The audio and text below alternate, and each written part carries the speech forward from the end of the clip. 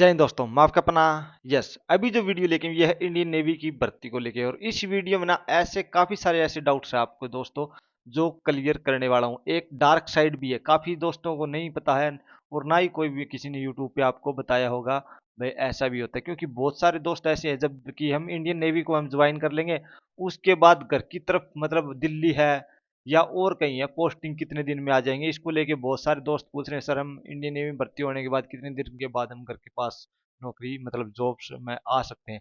बहुत सारे दोस्तों को इसके बारे में पूरी नॉलेज है, काफी सारे दोस्तों को इसको लेके डाउट है, क्योंकि बहुत सारे दोस्त है ना जो यूपी है, हरियाणा है, राजस्थान है, वो क्या है, वो चाहते हैं कि हमारी दिल्ली में पोस्टिंग आ जाए। तो सारा कुछ वीडियो में बताऊंगा। और कुछ दोस्त कट ऑफ को लेके पूछ रहे हैं सर कट ऑफ कितनी जाने वाली है, 2023 की कितनी गई थी, 24 की कितनी गई थी और 25 की कितनी जा सकती है। और बहुत सारे दोस्तों के डाउट है सैलरी को लेके, कितनी सैलरी मिलेगी हमें इंडियन नेवी में।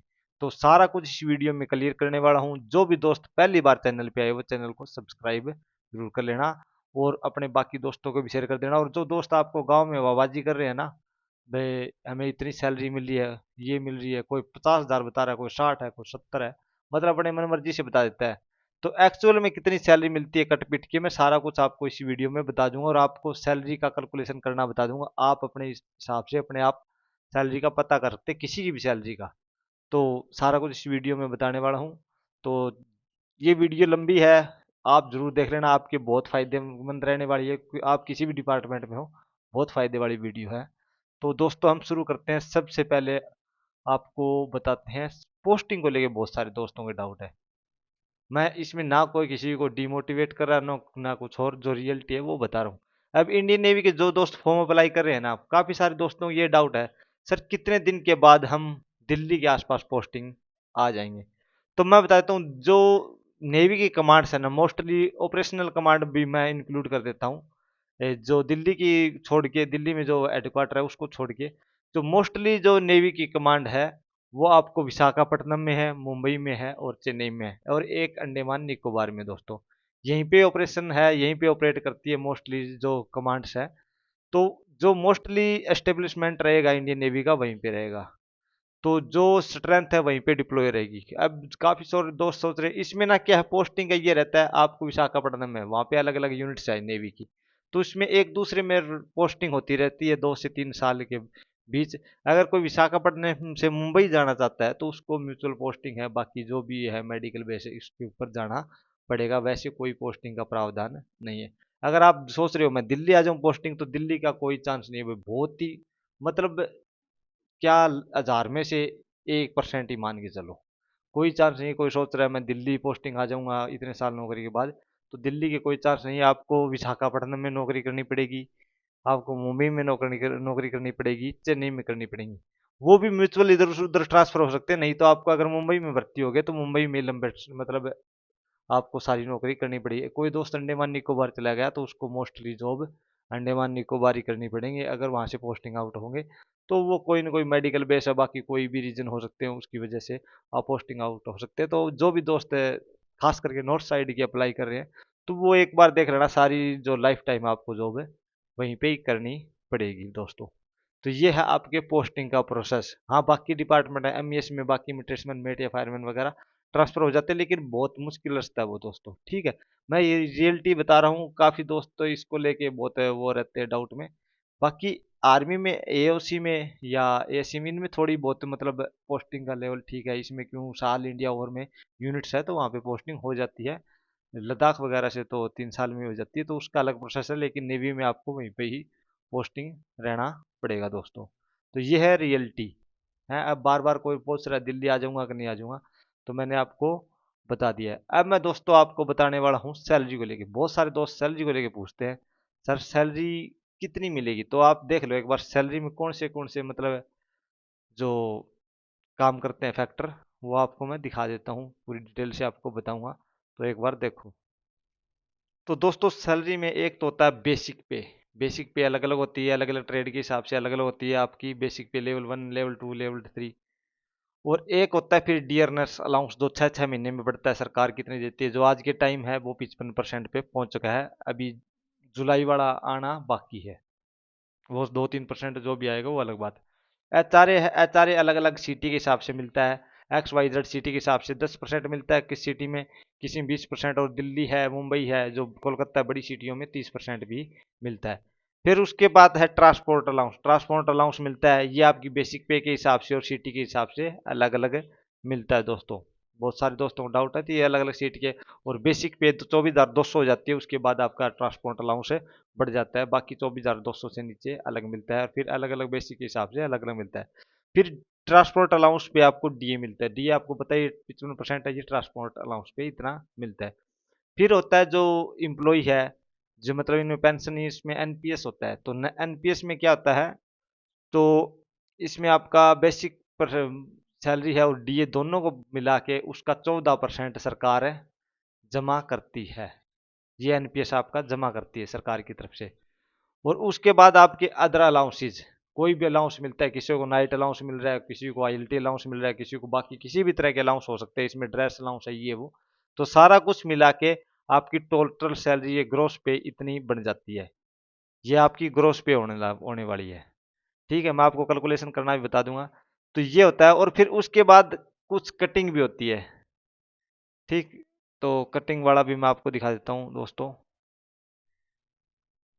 बाकी मैंने बस आपकी सिर्फ कैलकुलेशन के लिए बताया है। तो कटिंग क्या होती है, एनपीएस, जो आपने आपकी जो बेसिक पे और डीए है ना, उसका 10% वो काट लेते हैं। मतलब आपकी बेसिक पे कितनी भी हो, अगर 40,000 है तो उसकी 10% 4,000 रुपये, और गवर्नमेंट ने 14% जमा करवाया लगभग 5,000 रुपये, तो 9,000 रुपये आपके मतलब टोटल ग्रोस पे में से ये कट जाते हैं। और सीजीएचएस के जो मेडिकल के लिए है 250 रुपये वो कट जाते हैं, और एक आधा थोड़ा बहुत 700 रुपये और अलग से कटते हैं। तो ये आपका कटने के बाद फिर ये अकाउंट में आपके सैलरी आ जाती है। मैं आपको एक बार कैलकुलेशन करने का तरीका बता देता हूँ, आपको नेट पे भी जाके आराम से कर सकते हो, कोई भी दिक्कत और नहीं होने वाली। ये देखो मैंने कैलकुलेटर निकाल रखा है आपको, आप अगर ऑनलाइन सर्च करोगे ना, ये देखो ये निकल जाएगा। तो इसमें देखो सबसे पहले हम सिलेक्ट करते हैं किस पे में है। अब मान लो अपना लेवल 1,900 रुपये वाला हम का मान के चलता हूँ, 1,900 वाले पे ग्रेड में है। जो ट्रेड्समैन मेट वगैरह 1,800 वाले में मिलेंगे। ऐसे ऐसे लेवल अप होता जाएगा, जिसी की भी बेसिक पे है वो आप अपना देख लेना, उसमें पे स्केल भी आपको दिया हुआ मिलेगा। तो ये 1,900 वाले में मैं चलता हूँ। अब इनकी बेसिक पे कितने, 19 वालों की बेसिक पे आपको शो कर देंगे यहाँ पे, 19,900 रुपये बेसिक पे है। मैं यहाँ पे फायरमैन की कैलकुलेशन कर रहा हूँ दोस्तों, ये 19,900 बेसिक पे है। अभी एचआरए आप कौन सी सिटी में हो, एचआरए सिटी के हिसाब से है। अब कोई मुंबई में है तो उसको 30% मिलेगा, बाकी में 20 भी है और किसी में 10 भी है। तो हम अगर 30% लेके चलते हैं तो बहुत ज़्यादा सैलरी हो जाएगी। मुंबई के हिसाब से चलता हूँ मैं, मुंबई सिटी के हिसाब से, तो 30% है वहाँ पे एचआरए 30। फिर सिटी के हिसाब से आपको वो मिलेगा, हायर सिटी है मुंबई, तो वहाँ पे ट्रांसपोर्ट अलाउंस भी उसके हिसाब से मिलेगा। और कुछ जो सिटी जो छोटी है ना, मतलब जिसमें 10% है, तो उसमें सैलरी में फर्क हो जाएगा दोस्तों। मैं आपको बता देता हूँ, ये तो हायर सैलरी हो जाएगी। अब 55% आपका डीए चल रहा है, तो हम कैलकुलेट कर देते हैं। टोटल कैलकुलेट होने के बाद देखो, पे लेवल आपका 2 है, बेसिक पे आपकी 19,900 रुपये होगी, और डीए 10,945 डीए है बेसिक का, 55% है। ठीक है, और फिर एचआरए हाउस रेंट 6,970 रुपये मिल रहा है इसको, 5,970 रुपये इसको हाउस रेंट मिलेगा। और ट्रांसपोर्ट अलाउंस इसको मिलेगा 2,093 रुपये। ठीक है, ये ट्रांसपोर्ट अलाउंस बन रहा है। अभी अदर अलाउंसेज मैं इसमें कर देता हूँ ऐड।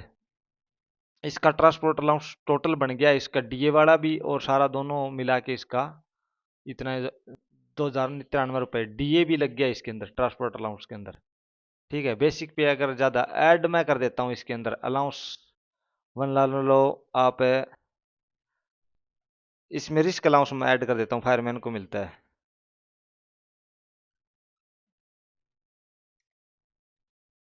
रिस्क अलाउंस ऐड हो गया, तो रिस्क अलाउंस कितना रुपए हो गया, रिस्क अलाउंस को ऐड कर देता हूँ मैं इसमें 3,375 रुपये, 7,5।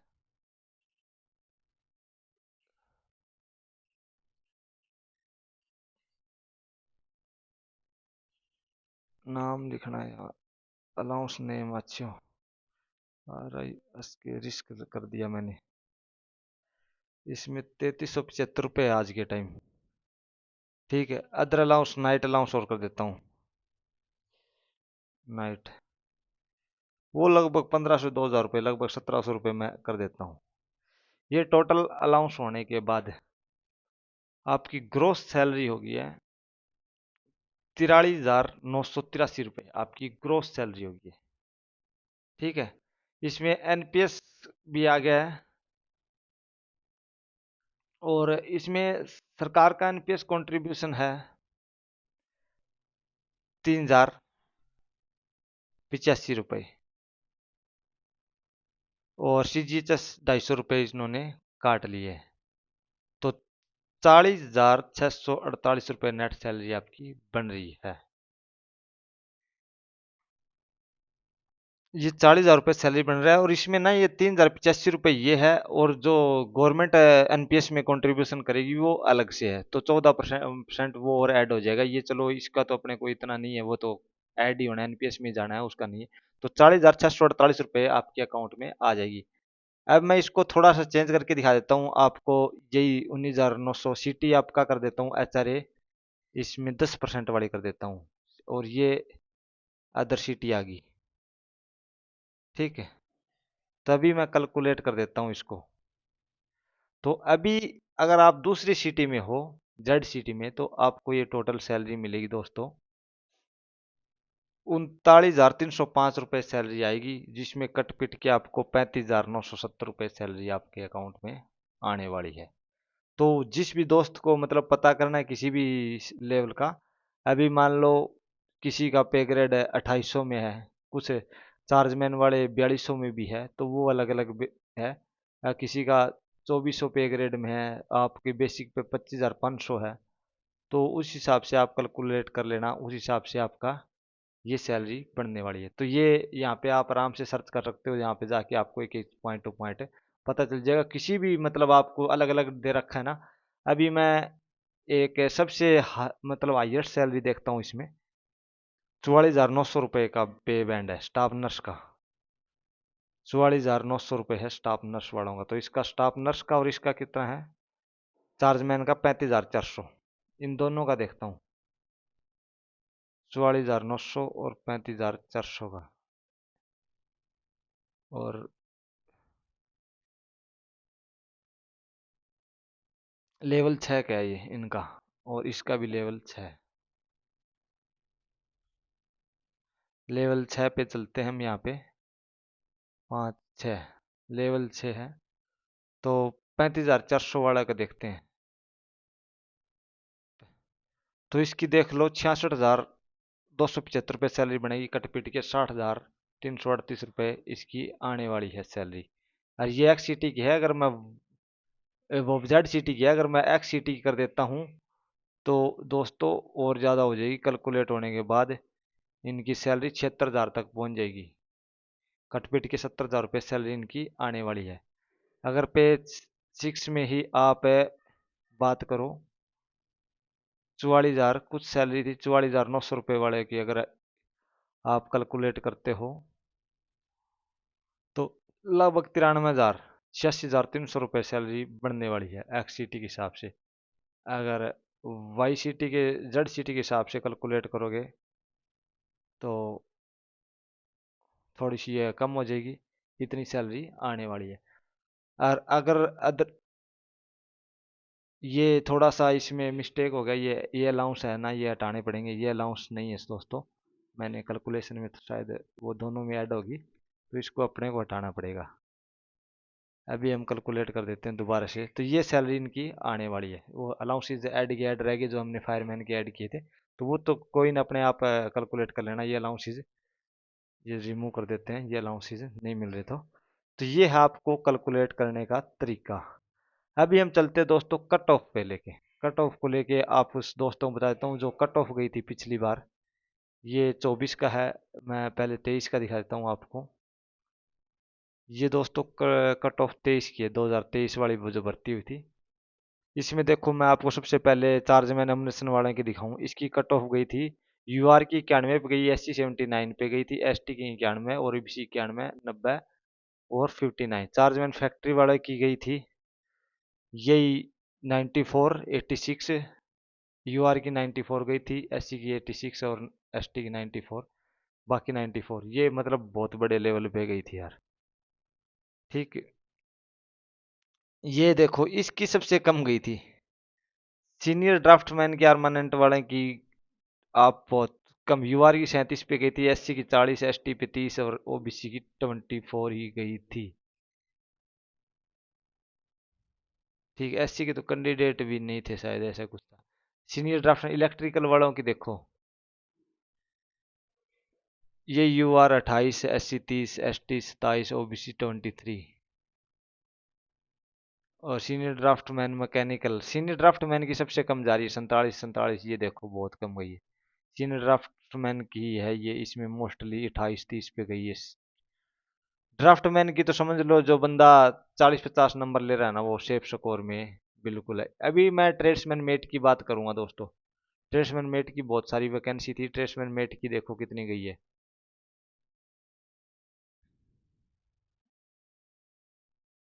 बहुत ज़्यादा वैकेंसी थी दोस्तों इसमें, बहुत नीचे जाना पड़ेगा।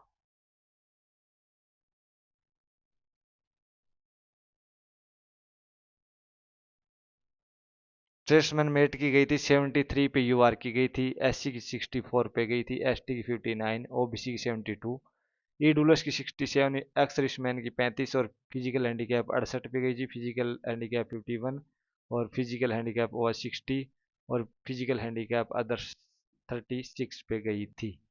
अभी मैं आपको दिखा देता हूँ 2024 वाली। अभी 2023 की दिखाई थी, 2024 में आप देख देख सकते हो, चार्जमैन एमुनेशन की 78 पे गई थी और चार्जमैन फैक्ट्री वालों की 84 77 83 75 पे गई थी। चार्जमैन मैकेनिक की दोस्तों यूआर की 77 पे, एससी की 68 पे, एसटी की 62 पे, ओबीसी 84 पे और ईडब्ल्यू 72 और फिजिकल हैंडीकैप की 66। सीनियर साइंटिफिक असिस्टेंट की गई थी 70 पे, बाकी की ये देखो थोड़ी थोड़ी गई थी सीनियर की। और ट्रेड्समैन मेट की दोस्तों, आप एक बार मैं ट्रेड्समैन मेट की दिखा देता हूँ, काफ़ी नीचे जाना पड़ेगा इसके लिए। हाँ, ट्रेड्समैन मेट की ये यहाँ तक है। 78 पे गई थी यूआर की, एससी गई थी 72 पे, एसटी गई 72 पे, ओबीसी गई 76 पे और ईडब्ल्यूएस की 71 पे, एक्स सर्विसमैन की 58 पे, फिजिकल हैंडीकैप की 63 पे, फिजिकल हैंडीकैप एच 65 पे और एच की 70 पे और फिजिकल हैंडीकैप अदर पे 73 पे गई थी।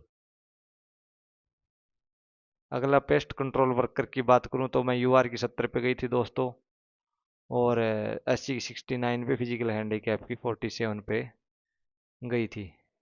अगला मल्टी एमटीएस की बात करूं तो मैं एमटीएस की गई थी 82 पे गई थी, यूआर की 78 पे, एससी की गई थी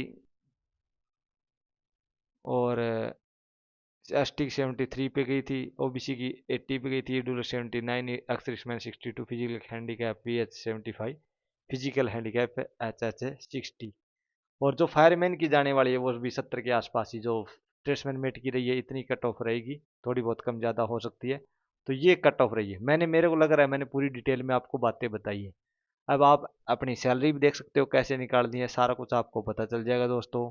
तो मेरी वीडियो अच्छी लगी, चैनल को सब्सक्राइब कर लेना और बाकी दोस्तों को भी शेयर कर देना। जय हिंद दोस्तों, जय हिंद, जय भारत।